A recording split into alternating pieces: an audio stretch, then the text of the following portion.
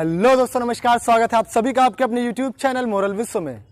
दोस्तों, आज का टॉपिक बहुत ही इंटरेस्टिंग है। आज हम लोग कुछ ऐसी चीज़ों को जानने वाले हैं। हम लोग करते आ रहे हैं, हमेशा से करते आ रहे हैं, लेकिन आज तक हमने इस बारे में सोचा ही नहीं कि हम ऐसा क्यों करते हैं। मतलब उन चीज़ों को हम ट्रेडिशनली फॉलो कर रहे हैं, लेकिन कभी इस बारे में सोचा नहीं कि हम ऐसा ही क्यों करते हैं।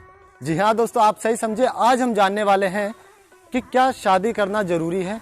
दोस्तों, अगर हम वेस्टर्न कल्चर की बात करें तो आजकल वेस्टर्न कल्चर में एक चीज़ बहुत ही ज़्यादा चल रही है, जिसको कहते हैं लिविंग रिलेशनशिप।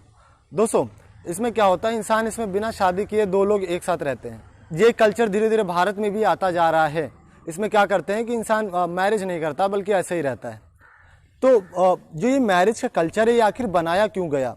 दोस्तों, अगर हम बात करें इतिहास की, तो इतिहास में जैसे कि आप जानते हैं कि लोग आदिवासियों के तरीके से रहा करते थे।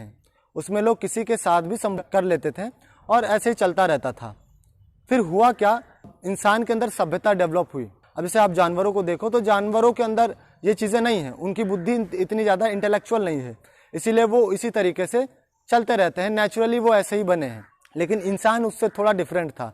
इंसान की बुद्धि नेचर ने डेवलप की, तो इस वजह से इंसानों ने कुछ अपने रीति रिवाज बनाए और कुछ अपने कामों को करने के एक पैटर्न बनाए कि हमें चीज़ों को ऐसे ही करना है। और अच्छा, ये पैटर्न्स बनाए क्यों गए, क्योंकि कई सारी चीज़ें, जैसे कि मान लीजिए काफ़ी सारी डिजीजेस लोगों को होने लगती हैं इन सब तरीके से, अलग अलग रिलेशन बनाने से। तो इस वजह से इन सब चीज़ों को देखते हुए जो उस समय के इंटेलेक्चुअल लोग हुए थे, तो उन्होंने कुछ रीति रिवाज और कुछ तरीके बनाए जो कि हम लोग आज तक फॉलो करते आ रहे हैं। तो इस वजह से जो रिचुअल्स बनाए गए, मैरिज के रिचुअल्स, और ऐसे ही हमारी लाइफ में कई सारे रिचुअल्स आपको देखने को मिलते हैं। तो ये रिचुअल्स बनाए गए, ये हमारी सुविधा के लिए ही बनाए गए, जिससे हम अपनी लाइफ को आराम से और खुले तौर पर और हेल्दी तौर पर जी सकें। अब दोस्तों, बेसिकली होता क्या है कि अगर आप चाहो तो ऐसे भी किसी के साथ रिलेशन में रह सकते हो, इसमें कुछ बुराई नहीं है। लेकिन इसमें समस्या एक बहुत ही बड़ी आती है। इसमें क्या प्रॉब्लम आती है, सपोज दैट आप किसी के साथ रिलेशन में रह रहे हो, है ना, आगे चल के आप लोगों की नहीं पटी या नहीं बनी, तो क्या होता है कि जनरली वो लोग अलग हो जाते हैं।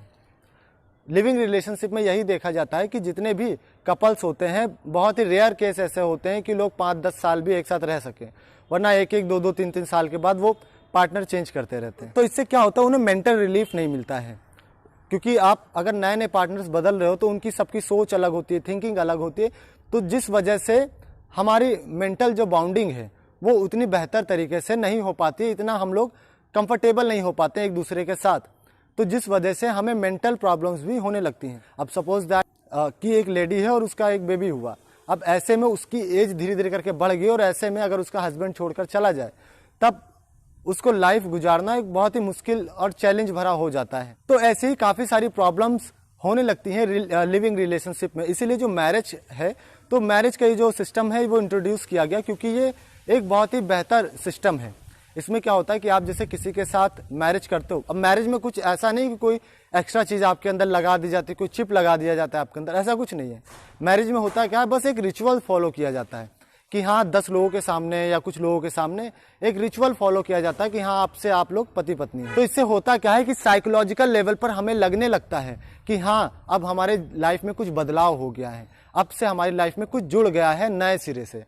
तो इसके साथ हमें क्या लगता है कि हाँ अभी हमारी मैरिज हो गई, अभी हम दोनों को साथ में रहना है। तो जिस वजह से क्या होता है कि अगर हमें उस रिलेशन को तोड़ना भी हो तो उसको तोड़ना इतना आसान नहीं होता है, क्योंकि हमें हमारे साइकोलॉजिकल लेवल पर हमें ये पता होता है कि हम लोग आज से पति पत्नी हो गए। तो ये जो साइकोलॉजिकल लेवल पर हमारे अंदर बैठी है, तो इतनी जल्दी वो दोनों को अलग नहीं होने देता। और वहीं दूसरी तरफ अगर हम बात करें कि ऐसे ही अगर आप किसी के साथ रिलेशन में रहते हो, तो उससे क्या होता है, अगर थोड़ी सी भी लड़ाई हुई तो लोग अलग हो जाते हैं बहुत ही आसानी से। उनके साइकोलॉजिकल लेवल पर वो इस तरीके से बाउंड नहीं हो पाते उस रिलेशनशिप में। उन्हें लगता है कि बस ऐसे ही हम लोग जुड़े थे और ऐसे ही छूट भी गए।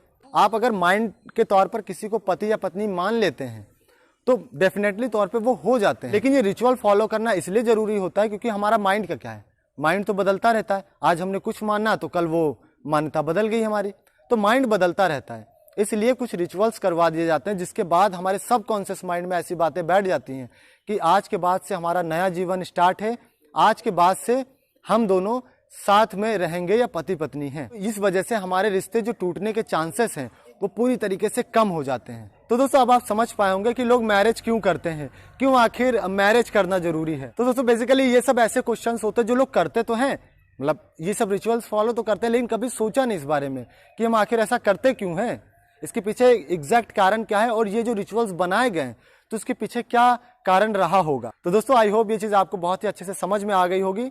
अगर आपका कोई सवाल है या आप कुछ पूछना चाहते हैं तो आप बिल्कुल भी कमेंट बॉक्स में पूछ सकते हैं। तो दोस्तों स्वस्थ रहें, मस्त रहें, नमस्कार, जय हिंद।